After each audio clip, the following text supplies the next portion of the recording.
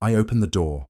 Emily stood there, tight jeans, smug smile, and behind her, a stranger leaning on a black Escalade, flanked by two boys. My son Noah stood in the doorway, silent. "Mark, this is Jason and his boys," she said. "They'll be staying with us." I blinked. Staying. She walked in like she owned the place. Jason followed with bags. "You and I were over a long time ago," she said. "You just didn't notice." Noah clung to my arm. "Dad, who is he?" She smiled. The man keeping me warm, that's when it clicked. The late nights, the gym obsession, the new lingerie. I'd held the marriage together while she was elsewhere. She smirked. Maybe his kids can toughen Noah up. But Noah stepped forward. "You're not my mum anymore. I saw your texts. You said I was a roadblock," she snapped. "You had no right." "He had every right," I cut in. "You made him watch this marriage fall apart while you played house with Ken Jr. over there." Jason finally spoke. "Look, man, it's not personal." I turned to him. "It will be if you keep talking," Emily sneered. "You'll hear from my lawyer." I walked to the bedroom, came back with the folder. Proof. Months of betrayal documented. She flipped through it and went pale. "You spied on me?" "No. I prepared." Jason tried to calm things. I shut him down. "You brought this chaos into my house. You don't get to walk away clean." Noah looked at me. "Can I stay with you?" Emily snapped. "You don't get to pick sides." "I already did," he said. She reached for him. "Take your hands off my son." Jason grabbed his keys. "Let's go." Emily paused at the door. "This isn't over." "I know," I said.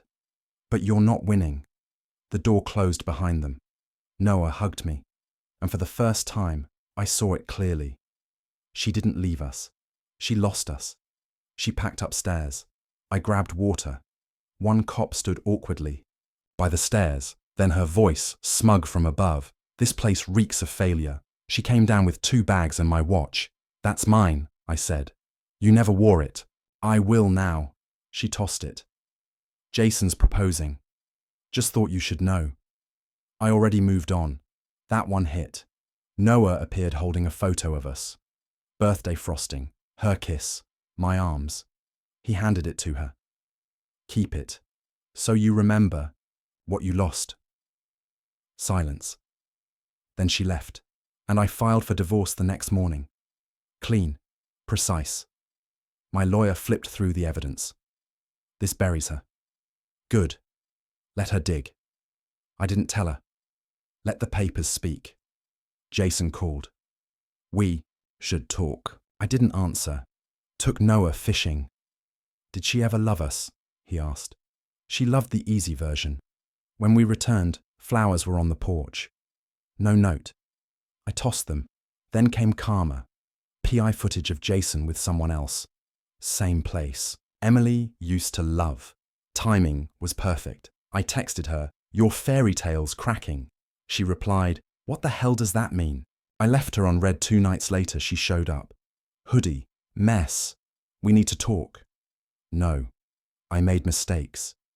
"You made choices." She reached out. "Maybe we can fix this, for Noah." "I already did. When you left." She didn't. Knock again. Then Friday. She showed up again, dressed to charm. "Jason and I are done." Stunning.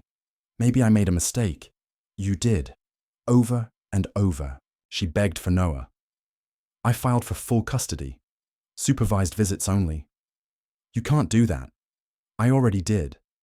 The bus pulled up. Noah saw her. "You're staying?" "Hoping to." "Don't," she choked. "One day he'll ask why." I left. "No," Noah said. "I'll remember." Then came the final play. False accusations. Sheriff called. "Claims of abuse. We need your statement. My lawyer will call you." I hung up. Calm on the surface, boiling inside. She wanted to rewrite the ending, make me the villain. But I had the truth, and I wasn't done yet. I tried to take control. But the documentation worked in my favor. That night, I couldn't sleep, replaying every moment, every lie. I should have seen her for who she was long ago, but I didn't want to. She was still Noah's mother. That Thursday, she ignored the divorce papers and showed up at his school. I got the call from the principal. She'd cornered him in the parking lot. The teacher saw it all.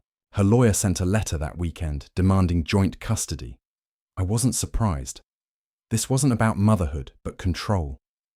In court, her lawyer painted her as the victim, but I had the receipts. Every lie, every missed call, every time Noah cried. The judge looked at the evidence and granted me primary custody. Emily got supervised visitation. Outside the courthouse, Emily tried to threaten me. "You'll regret this," she said. I didn't flinch. "You did that to yourself," I replied. "At home," Noah asked. "Did we win?" I smiled. We didn't lose. And for now, that was enough. The weeks that followed felt real.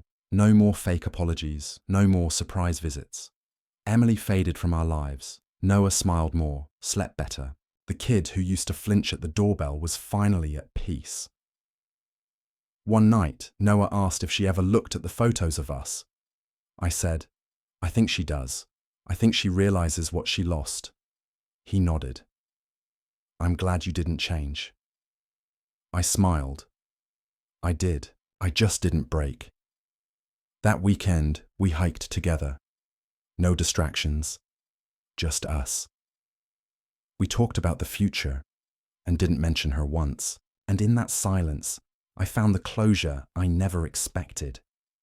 Closure isn't always an apology. Sometimes it's a quiet morning, a safe home, a kid who feels secure again. She thought she'd break me, but instead she gave me clarity and the chance to show Noah what real love looks like. Solid, loyal, unshakable.